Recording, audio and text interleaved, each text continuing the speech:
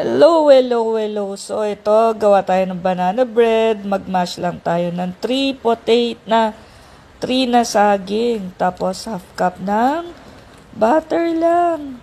So, yan, imamash nyo. Tapos, ito, 1 teaspoon lang na vanilla.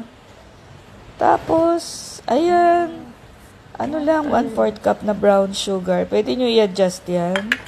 Tapos, 1/4 cup din na 1/2 cup sugar. White sugar naman yung sa brown sugar. Tapos, 2 eggs lang. Ito, very moist to na. Tapos, yan, i-mix nyo na. Very moist na banana bread. Tapos, ayan, may almond flour. Half cup ng almond flour.